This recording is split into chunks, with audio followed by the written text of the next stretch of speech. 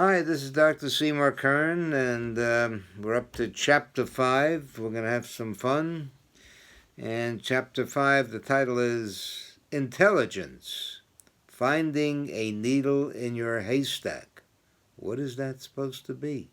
Did I write that? Anyway, that goes back to 2009, my God. Oh, boy. Okay, so let's talk about intelligence. Is that how we define your level of intelligence? A needle in your haystack? We are told that the brain, with its infinite natural storage capacity, records everything, including all the noise that it receives through our senses. One may ask, with all that capacity, why do I still have trouble with recall?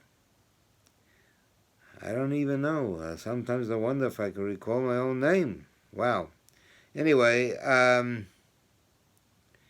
so why is it difficult at times for me to remember a name? I found that quite interesting. And, if you know people's names and if you can remember them, you'll be successful. People want to be acknowledged, and if you recall somebody's name who you didn't see for a couple of months, boy, they're going to love you. So we teach courses on memory, obviously, and for those of you who'd like to learn more about how to improve your memory without having a good memory, this is the place. You come to the right place.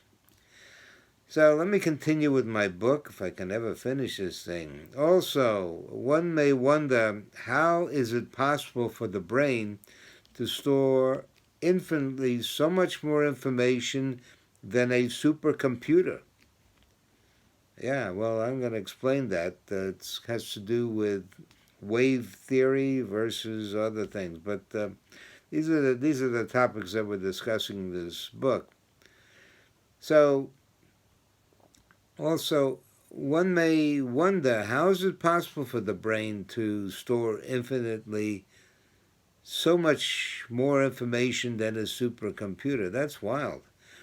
Those large, awesome man-made machines are able to solve or store terabytes of information by megabyte orders of magnitude. Brain doesn't have to do that. Brain is portable. It has infinite storage because it doesn't work on digital. Digital takes up space, whereas analytical or analog, which is how we work, are infinitely stackable. You could put an entire whatever on the tip of a needle in a haystack. Not that simple, but you can do it. It is possible. So these large man-made machines are able to store terabytes of information by mega orders of magnitude. Yet, believe it or not, I haven't learned how to read yet, Believe it or not, our compact-sized brain truly has infinite capacity, and it sits so conveniently between our ears. Well, you don't have to walk across the street.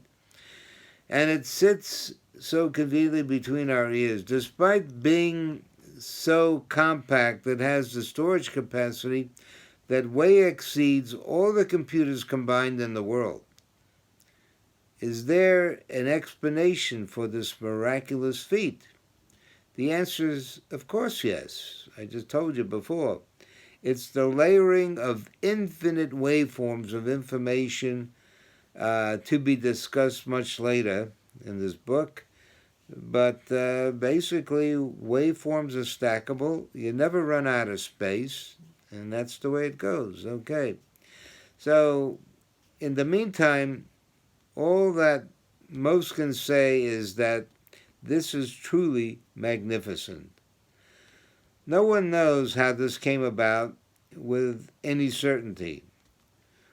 All one might say is that there must be some special secret coding in our DNA molecules provides such infinite storage capacity.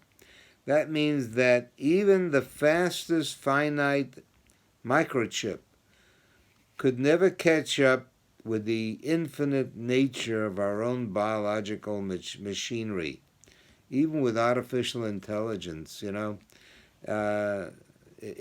all about randomness. Man has never been able to make a purely random noise generator or random anything. But the brain can. The brain is totally random, and because of that, we have great memory, and as we will explain. As one might say, there must be some special secret coding in the DNA. That means that even the fastest finite microchip could never catch up with the infinite nature of our own biological machinery. Even as small as a single cell has that kind of capacity. Yes, even one living brain cell theoretically has infinite capacity. But how can that be? What would such a computer cost to make? How big a check do I have to write to replace another you? Basically, it's big money here. Would it be possible to write a multi-billion-dollar check large enough to cover the bill? If not, why do we take our innate powerful minds for granted? It is because the brain occupies less space than a bowling ball. Is that the reason? Anyway, however, the brain's unlimited storage capacity and finite recall are two totally different functional activities. What a computer lacks is the storage capacity, and it compensates for that because of its rapid data retrieve. So computers are faster than our minds, a lot faster, but when it comes to memorizing infinite capacity, the brain wins hands down. More importantly, so much information is stored by the brain that it is in constant danger of information overload. And this is the problem. This is where noise comes in. Now listen to this. It can literally fry itself. That's how, you're talking about a short circuit when you remove the insulation of a power cord and the two wires touch, you blow the fuse. Well, that's what can happen when you have information overload. It's a different type of short circuit, but nonetheless, it's possible. So you want to have some noise because noise acts like an insulator. Noise blocks information overload, and we'll get into that. More importantly, so much information is stored in the brain that it is in constant danger of information overload. It can literally fry itself. So what is the limiting factor here? What is in between the infinite universe above and yourself? The answer is none other than noise, Noise. Okay? Now, I'm not talking about auditory noise. There's all different types of noise. There's information, any information that is unwanted, is technically noise. Our focus is on getting in the information. And, there's a ratio called the signal-to-noise ratio, which basically, the higher the ratio, the more information you can gather. What if the noise level goes higher than that, then you have to, it's like walking uphill. You get fatigued. Noise is far more than just the essence of non-information. That's only the very beginning. Yes, we know that noise can block virtually all transmission of information to and from our biological storehouse. So how do we reduce the noise level in our minds in order to take advantage of its limitless storage capacity? Don't you want to be able to find a needle in your haystack? Oh, is that where it came from? Okay, isn't that what intelligence is all about?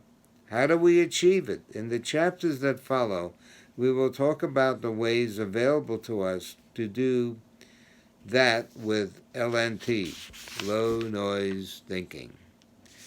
Next chapter is chapter 6, What Role Does Sleep Play? Any idea? Think about it, and we'll come back. Chapter 5.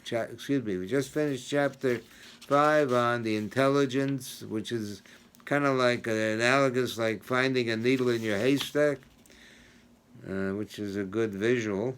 And now for Chapter 6, what role does sleep play? Okay, we'll come to us for the next couple of chapters, and you'll learn all about it.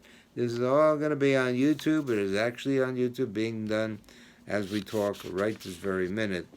So I have another week's full of lectures here to record. I want you to enjoy life. Life is meant to be enjoyed, and you need to spend time with your family, and it's a lot to live in. Anyway, a lot has to do with normal mental functioning, and that's what this book is all about. Low noise thinking. Look how beat up it is. Boy, I have. And it's a thin book, but I'll tell you, it's packed full of a lot of information. I think I'll need a new editor to make it read smoother, though. Wouldn't you agree? Anyway, see you next. Bye-bye.